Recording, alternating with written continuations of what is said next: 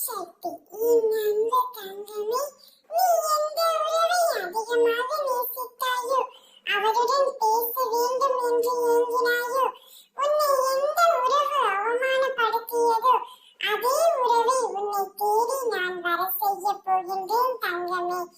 வாழ்க்கையில் ஒவ்வொரு தருணங்களும் உனக்காக என்ன என்பதை ஏற்கனவே நிர்ணயிக்கப்பட்டதுதான்.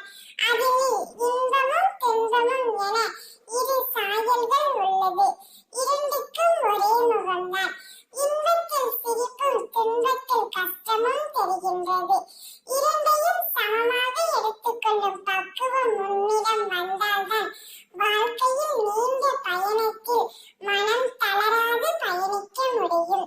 ஒரு மரத்தில் பழம் என்பது நேரடியாக வருவதில்லை.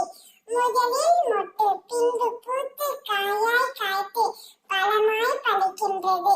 ஒரு பழம் என்ற முழு வடிவில் பெறவே அதற்கு இத்தனை பருவங்கள் தாண்டித்தான் பயணித்து வர வேண்டியதிருக்கு. அப்படி இருக்கையில் நீ மனிதனாக பிறந்ததற்கு எவ்வளவு புண்ணியம் செய்தாயோ இந்த ஜென்மம் எடுத்ததற்கு. எதையும் சட்டென்று முடிவு செய்யாதே தங்கமே. நிதானமாக யோசித்து செயல்படு.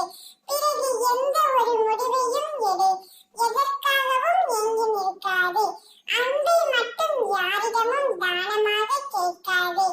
உன்னால் முடிந்தவரை அன்பை கொடு. அதே அன்பு பிறரும் கொடுக்க வேண்டும் என்று நினைக்காதே. உனக்கான நல்லதை மட்டுமே உன் அம்மா நான் செய்வேன். உன்னை விட்டு நான் விலகுவதும் இல்லை, உன்னை விலகி போகும்படி செய்வதும் இல்லை.